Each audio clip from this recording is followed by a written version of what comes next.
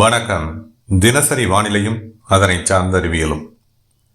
இது ஆகஸ்ட் 2ஆம் தேதி, ஆடி மாதம் 17ஆம் தேதி.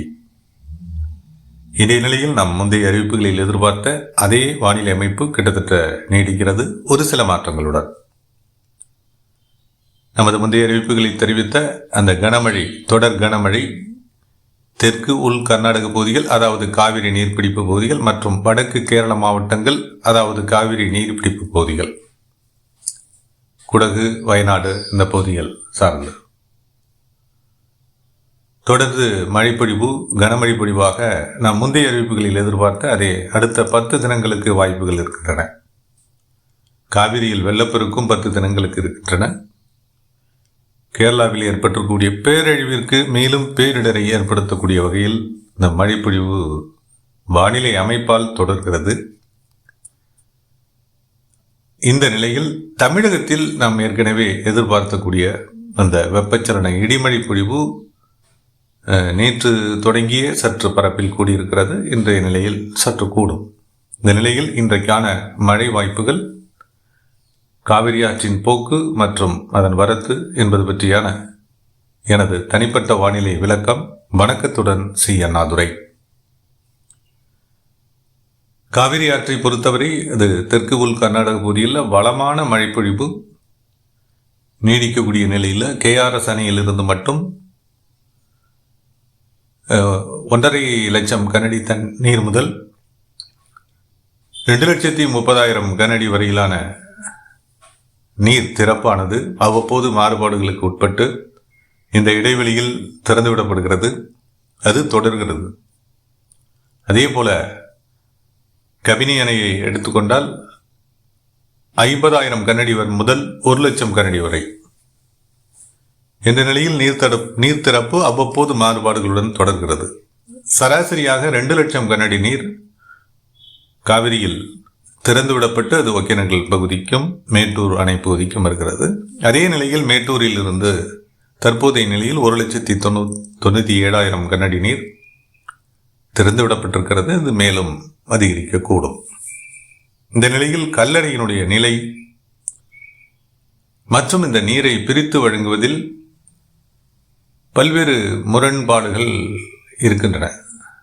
இந்த நீரினை வரக்கூடிய 2 லட்சம் கனஅடி நீரினை பயன்படுத்த நமக்கு போதிய கட்டமைப்புகள் இருக்கிறதா என்றால் அது ஒரு கேள்விக்குறியான விஷயம்தான், செய்திதான். அதிகபட்சமாக 20,000 முதல் 50,000 கனஅடி நீர் வரை அதை பாசனத்திற்கோ அல்லது சேமிப்பிற்கோ நாம் கொண்டு செல்லக்கூடிய வகையிலே கட்டமைப்புகள் இருக்கின்றன. மற்ற வகையில் 1 லட்சம் முதல் 1.5 லட்சம் கனஅடி நீரை நாம் தற்போதைய நிலையில் இருந்தே அதை வங்கக்கடலுக்கு அனுப்ப வழி அனுப்பி வைக்க ஆறுகள் தயாராக இருக்கின்றன. நாம் முந்தைய அறிவிப்புகளையும் எதிர்பார்த்தோம். கொள்ளிடம் கரை புரளும், வங்கக்கடல் நோக்கி காவிரி பயணிக்கும் அந்த நிலைதான் தற்போதைய நிலையில் காணப்படுகிறது. எனவே 2 லட்சம் முதல் 3 லட்சம் கனஅடி நீர் வந்தாலும் கூட அந்த நீரினால் 2 மாநில விவசாயிகளுக்கும் பயனற்ற நிலையே தற்போதைய நிலையில் காண முடிகிறது. ஒரு பக்கம் நீரினை தருவதற்கு கர்நாடகம் முரண்டு பிடித்த வேளை, தற்போது வருகின்ற நீரை வங்கக்கடலுக்கு வழி அனுப்பி அதை கர்நாடகாவிற்கு ஆச்சரியமூட்டும் வகையில் நமது அமைப்பு காணப்படுகிறது. இத்தகைய ஒரு வருத்தமான பதிவுடன் இன்றைக்கான வானிலை அமைப்பிற்குள் செல்லலாம். தொடர்ந்து வெப்பச்சலன இடிமழை பொழிவிற்கான வாய்ப்புகளை உருவாக்கக்கூடிய வானிலை அமைப்பு, நிலநடுக்கோட்டு இந்திய பெருங்கடல் சார்ந்த குறைவழுத்த மாறுபாடுகள் மற்றும் வடக்கு வங்கக்கடல் சார்ந்த மற்றும் ஒரிசா, மேற்கு வங்கம், இந்த பகுதிகள் சார்ந்த வளிமண்டல மேலடுக்கில் மற்றும் கீழடுக்குடன் இணைந்த அந்த சுழற்சி, குறைவழுத்த சுழற்சி, அரபிக்கடல் வலுவான ஈரப்பதத்தை சுமந்து உள்வரும் மேற்கு தென்மேற்கு காற்றினை மேற்கு தொடர்ச்சி மலை கணவாய்கள் வழியாக வலுவாக கீழடுக்கின் வழியாக உள்ளீர்த்து அவ்வப்போது காற்றின் வேக மாறுபாடுகளுக்கு ஏற்ப மழைப்பொழிவானது, வெப்பச்சலன இடிமழை பொழிவானது மேற்கில் இருந்து கிழக்கு நோக்கி வலுவடைகிறது என்றுதான் சொல்ல வேண்டும். இந்த நிலையில் இன்றைக்கான மழை வாய்ப்புகள் வலுவடைந்திருக்கிறது. நாளை சற்று மேம்படும். அடுத்த நாள், அதாவது 4, 5, 6, 7, 8, அதிகபட்சமாக 9ஆம் தேதி வரை தமிழகத்தில் வெப்பச்சலன இடிமழை பொழிவு பரவலடையும், வலுவடையும் என்ற நிலை தற்போதைய வானிலை அமைப்பு நமக்கு அதை உறுதிப்படுத்துகிறது என்றே சொல்லலாம். நாம் கடந்த 2 அறிவிப்புகளில் எதிர்பார்த்த வெப்பச்சலன இடிமழை பொழிவானது தெற்கு உள் மாவட்டங்கள், மேற்கு மாவட்டங்கள், டெல்டா மாவட்டங்கள், வடகடலோர மாவட்டங்கள், வடக்கு உள் மாவட்டங்கள் என்று மழைப்பொழிவு ஆங்காங்கே ஏற்படக்கூடும் என அறிவித்திருப்போம். அந்த நிலையில் நேற்று அதற்கு முந்தைய தினம், நேற்றை விட அதற்கு முந்தைய தினம் வாய்ப்புகள் குறைந்திருந்தது. நேற்றைய தினம் இது வலுவடைந்தது, சற்று விரிவடைந்தது. கோவை, ஈரோடு, திருப்பூர், நாமக்கல், சேலம் இந்த மாவட்டங்கள் சார்ந்து ஆங்காங்கே மழைப்பொழிவு, மிதமான லேசான மழைப்பொழிவு ஏற்பட்டிருக்கலாம். அதே போல புதுக்கோட்டை, தஞ்சாவூர், திருவாரூர், நாகப்பட்டினம் இந்த மாவட்டங்களினுடைய தெற்கு பகுதிகள், அதாவது டெல்டா மாவட்டங்களினுடைய தெற்கு பகுதிகள், புதுக்கோட்டை, தஞ்சாவூர், திருவாரூர், நாகப்பட்டினம் இந்த மாவட்டங்களினுடைய தெற்கு பகுதிகளில் ஆங்காங்கே நேற்று மாலை, இரவு, நள்ளிரவு இடிமழைக்கு வாய்ப்புகள் ஓரிரு இடங்களில் ஆங்காங்கே ஏற்பட்டிருக்கலாம். அதே போல வடக்கில் டெல்டா மாவட்டங்களில் மயிலாடுதுறை, கடலூர் இந்த மாவட்டங்கள் சார்ந்து கிழக்கு பகுதிகளில், கடலோரத்தை ஒட்டிய பகுதிகள் அல்லது ஒரு சில கிழக்கு உள் பகுதிகளில் வெப்பச்சலன இடிமழை பொழிவாக வாய்ப்புகள் ஏற்பட்டிருக்கலாம். அதே போல பெரம்பலூர், திருச்சிராப்பள்ளி மாவட்டத்திலும் வடக்கு பகுதிகளில் ஓரிரு இடங்களில் மழைப்பொழிவு ஏற்பட்டிருக்கலாம். மற்றபடி வடக்கு மாவட்டங்களில் சென்னை, திருவள்ளூர், காஞ்சிபுரம், செங்கல்பட்டு, ராணிப்பேட்டை, வேலூர், திருவண்ணாமலை, கள்ளக்குறிச்சி இந்த மாவட்டங்கள் சார்ந்து மழைப்பொழிவு அந்த அளவிற்கு ஏற்படவில்லை. அதே நேரத்தில் மேகமூட்டமான வானிலை அமைப்பு இங்கெல்லாம் வலுவானவே காணப்பட்டது. இது அடுத்தடுத்த நிலைகளில் வெப்பச்சலன இடிமழை பொழிவு ஏற்படுவதற்கான ஒரு அமைப்பை, வானிலை அமைப்பை நமக்கு காட்டியிருக்கிறது. எனவே இன்றைய நிலையில் இந்த வடக்கு மாவட்டங்களுக்கும் வடகடலோர மாவட்டங்களுக்கும் மழைக்கான வாய்ப்புகள் இருக்கின்றன. அதுக்கு அடுத்தாற்போல் டெல்டா மாவட்டங்களில் உள்பகுதிகளிலையும் தஞ்சாவூர், திருவாரூர், அரியலூர் இந்த மாவட்டங்களிலையும், நாகப்பட்டினம் மாவட்டத்தினுடைய உள்பகுதிகளிலையும், மயிலாடுதுறை மாவட்டத்தினுடைய உள்பகுதிகளிலையும், கடலூர் இந்த மாவட்டங்களோட உட்பகுதிகளிலையும், அதே போல் புதுக்கோட்டை மாவட்டத்தில் அநேக இடங்களிலையும் டெல்டா மாவட்டங்களை பொறுத்தவரை மழைப்பொழிவிற்கான வாய்ப்புகள் இன்றைய நிலையில் இருக்கின்றன. அடுத்த நிலையில் திண்டுக்கல் மாவட்டத்தின், ஏற்கனவே நாம் கடந்த 3 தினங்களாக நாம் அந்த திண்டுக்கல் மாவட்டத்தினுடைய கிழக்கு மற்றும் மேற்கு பகுதிகளில் மழைப்பொழிவு வாய்ப்புகளை எதிர்பார்க்கின்றோம். ஆனால் அதற்கான வாய்ப்புகள் அமையாமல் இருந்திருக்கலாம், லேசான தூறல் சாரலுடன் விலகியிருக்கலாம். ஆனால் அடுத்து வரக்கூடிய நாட்களில் நிச்சயமாக திண்டுக்கல் மாவட்டத்தினுடைய கிழக்கு பகுதிகளில் கூடுதல் வாய்ப்புகள் இருக்கின்றன. அதே போல் மேற்கு பகுதிகளிலையும், பழனி உள்ளிட்ட மேற்கு பகுதிகளிலையும் நல்ல மழைப்பொழிவிற்கான வாய்ப்புகள் இருக்கின்றன. திருப்பூர் மாவட்டத்திலும், திருப்பூர் மாவட்டம், திண்டுக்கல் மாவட்டத்தை ஒட்டிய பகுதிகளிலையும் நல்ல மழைப்பொழிவிற்கான வாய்ப்புகள் அடுத்து வரக்கூடிய நாட்களில் இருக்கின்றன. தேனி, தென்காசி, விருதுநகர் இந்த மாவட்டங்களினுடைய மேற்கு பகுதிகளில் பொதுவாக அவ்வப்போது சாரல், தூறல் வாய்ப்புகள் ஏற்பட்டு ஆங்காங்கே மிதமான மழைப்பொழிவு தேனி மாவட்டத்திலும் தென்காசி மாவட்டத்தினுடைய கிழக்கு மேற்கு பகுதிகளிலையும் ஏற்பட்டு வந்திருக்கலாம். இந்த நிலை இன்று அடுத்தடுத்த நாட்களில் சற்று கூடுதலான வாய்ப்புகள் இருக்கக்கூடும். மதுரை மாவட்டத்தை பொறுத்தவரை மத்திய மற்றும் வடக்கு பகுதிகளில் தொடர்ந்து நாம் கடந்த 2 அறிவிப்புகளாக வெப்பச்சலன இடிமழை பொழிவு, வலுவான இடிமழை பொழிவை நாம் எதிர்பார்த்து அறிவிப்பாக வெளியிட்டிருந்தோம். அதற்கான வாய்ப்புகள் இன்னமும் கூடி வரவில்லை. வானிலை அமைப்பு அத்தகைய நிலையில் நாம் சாதகமாக எதிர்பார்க்கக்கூடிய அந்த கம்பம் பள்ளத்தாக்கு வழியாக உள்நுழைந்து மதுரை மாவட்டத்தினுடைய மத்திய பகுதிகள் வழியாக வளிமண்டல கீழடுக்கில் அது குவியவில்லை. அதைத்தான் நாம் எதிர்பார்த்தோம், மழைப்பொழிவு வாய்ப்புகளாகவும் அறிவித்தோம். அத்தகைய வாய்ப்புகள் இன்று முதல் அடுத்தடுத்த நாட்களில் ஏற்படலாம். ஆங்காங்கே மழைப்பொழிவு ஏற்பட்டு அடுத்தடுத்த நாட்களில் வலுவடையலாம். இது சிவகங்கை மாவட்டத்தினுடைய மேற்கு, மதுரை மாவட்டத்தினுடைய மத்திய பகுதிகள் மற்றும் மதுரை மாவட்டத்தினுடைய வடக்கு பகுதிகளுக்கு இந்த வலுவான வெப்பச்சலன இடிமழை பொழிவிற்கான வாய்ப்புகள் ஏற்படலாம். இது திண்டுக்கல் மாவட்டம் வரை வலுவடையலாம். விருதுநகர் மாவட்டத்தை பொறுத்தவரை மேற்கு பகுதிகளில் ஓரிரு இடங்களில் இந்த நிலையில் மழை வாய்ப்புகள் இருக்கின்றன. லேசான மழை வாய்ப்புகளாக அல்லது தூறல் சாரல் மேகமூட்டமான வானிலை அமைப்பு என்ற நிலையில் அடுத்தடுத்த நாட்களில் இதற்கான வாய்ப்புகள், தூறல் சாரல் வாய்ப்புகள் சற்று விரிவடையும். தென் மாவட்டங்களை பொறுத்தவரை, அதாவது தென் கடைக்கோடி மாவட்டங்களை பொறுத்தவரை மேற்கு காற்றினுடைய வேக மாறுபாடு தற்போதைய நிலையில் சாதகமாக இல்லாத சூழலே காணப்படுகிறது. எனவே மேகமூட்டமான வானிலை அமைப்பு அந்த அளவிற்கு ஏற்படவில்லை. அது குமரி, நெல்லை, தென்காசி, விருதுநகர், தூத்துக்குடி இந்த மாவட்டங்கள் சார்ந்து அந்த ஆரல்வாய் மொழி மற்றும் ஆரியங்காவு கணவாய் வழியாக உள்நுழையக்கூடிய மேற்கு காற்று ஈரப்பதத்தை இழந்து உள்நுழைகிறது. அதுதான் இந்த மழைப்பொழிவில் பின்னடைவில் இருக்கக்கூடிய நிலை. இல்லாவிட்டால் அந்த காற்று தற்போதைய நிலையில் வேகம் கூட அதிகரித்து காணப்படவில்லை. மேற்கு காற்றினுடைய வேகம் அந்த அளவிற்கு இல்லை என்றாலும் அந்த மாய்ச்சர் குறைந்திருக்கிறது.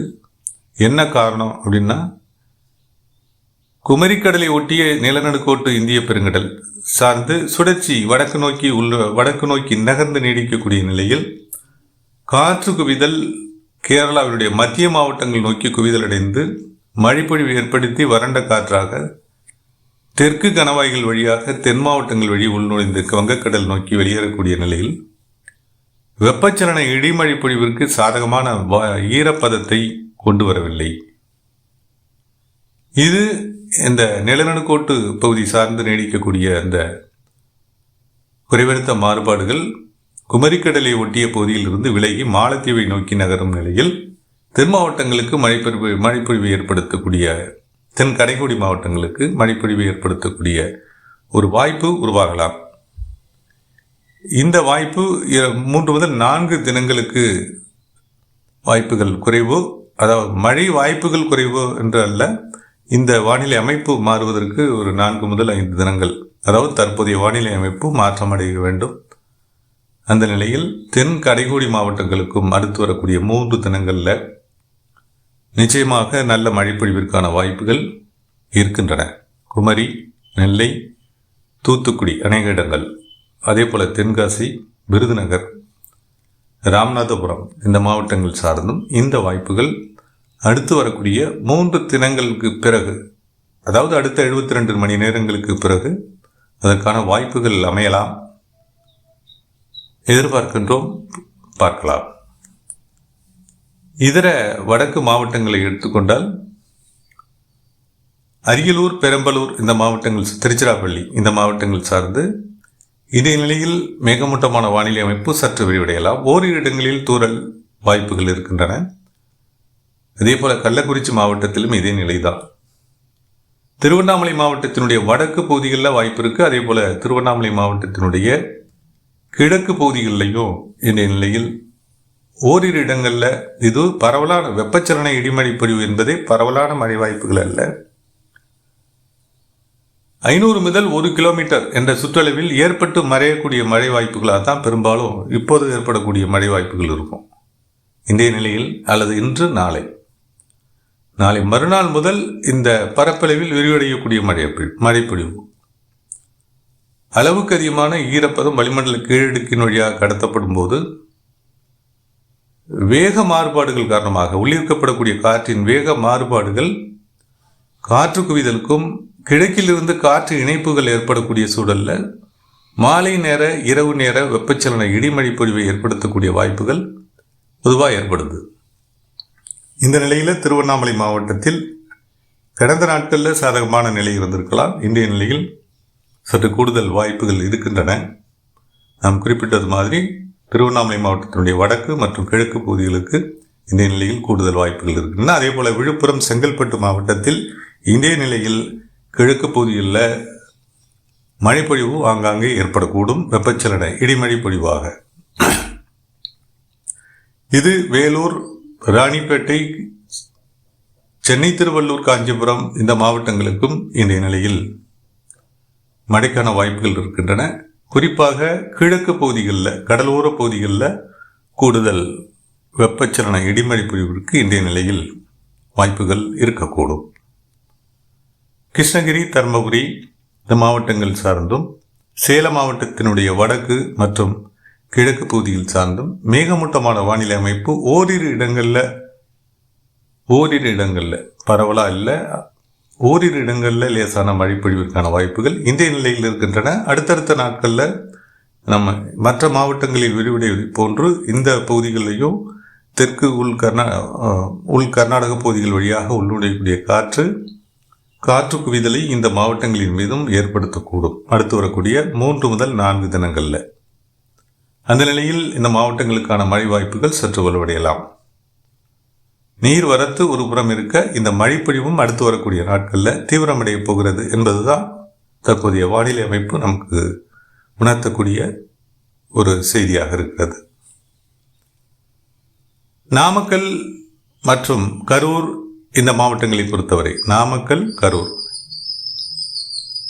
நாமக்கல் மாவட்டத்தை பொறுத்தவரை நேற்றைய நிலையில் ஆங்காங்கே லேசான மழைப்பொழிவு ஏற்பட்டிருக்கிறது. அதே போல கரூர் மாவட்டத்தினுடைய வடக்கு பகுதிகளிலேயும் ஒரு இடங்களில் மிகமூட்டமான வானிலை அமைப்பு, லேசான மழைப்பொழிவு ஏற்பட்டிருக்கலாம்.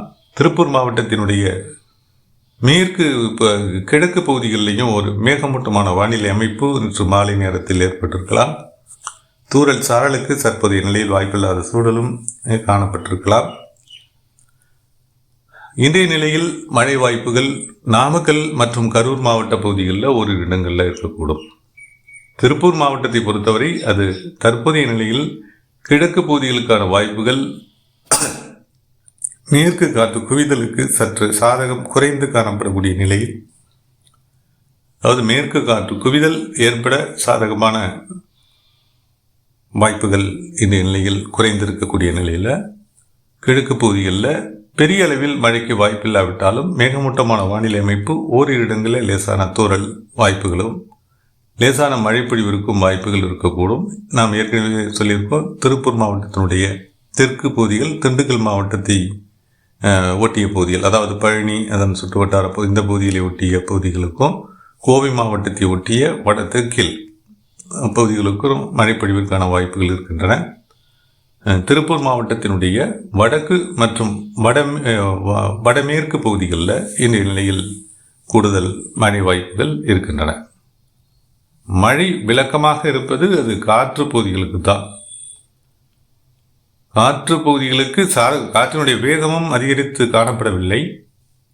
அதே நேரத்தில் காற்று குவிதலுக்கு அல்லது மேலிருந்து காற்று இணைப்புகளுக்கு வாய்ப்புகள் இல்லாத சூழலில் அந்த வெப்பமும் சாதகமாக இல்லை, வெப்பநிலை உயர்வும் சாதகமாக இல்லாத சூழலில் மழைப்பொழிவிற்கான வாய்ப்புகள் காற்று பகுதிகளுக்கு இந்த நிலையில் திருப்பூர் மாவட்டத்தை பொறுத்தவரை குறைந்தே காணப்படுகிறது. அதே நேரத்தில் கோவை மாவட்டத்தில் மிதமான மழைப்பொழிவு வாய்ப்புகளாக இந்த நிலையில் நீடிக்கக்கூடும். கோவை மாவட்டத்தினுடைய பெரும்பாலான இடங்களில் அவ்வப்போது தூறல் முதல் லேசான மிதமான மழைப்பொழிவாக பரவலாக காணப்படுகிறது. அது வடக்கிலும் தெற்கிலும் சற்று வலுவுடன் காணப்படுகிறது. நீலகிரி மாவட்டத்தை பொறுத்தவரை தொடர்ச்சியாக மேகமூட்டமான வானிலை அமைப்பு, ஆங்காங்கே லேசான மிதமான மழைப்பொழிவும் ஒரு சில நேரங்களில் கனமழை பொழிவும் ஆங்காங்கே ஏற்பட்டு வருகிறது. இந்த நிலை தொடரும். ஈரோடு மாவட்டத்தினுடைய மேற்கு பகுதிகளை பொறுத்தவரை தொடர்ச்சியாக மேகமூட்டமான வானிலை அமைப்பு, ஆங்காங்கே லேசான மழைப்பொழிவு என்ற நிலை ஏற்படுகிறது. மேற்கு பகுதிகளில் இந்த நிலை இருக்க, கிழக்கு பகுதிகளில் சற்று வாய்ப்புகள் குறைந்திருந்தாலும் இன்றைய நிலையிலும் அடுத்து வரக்கூடிய நாட்களிலேயோ மழைப்பொழிவினுடைய தாக்கம் இந்த பகுதிகளிலேயும் வலுவடையும் என்ற நிலைதான் இன்றைக்கான வானிலை அமைப்பாகவும் வானிலை நகர்வாகவும் மழை வாய்ப்புகளாகவும் நாம் எதிர்பார்ப்பது. தொடர்ந்து கண்காணிப்போம். தொடர்ந்து வானிலையில் ஏற்படும் மாற்றங்களுடன் மற்றும் ஒரு விளக்கத்துடன் மீண்டும் இணைகிறேன். இணைப்பில் தொடர்ந்து அனைவருக்கும் நன்றி.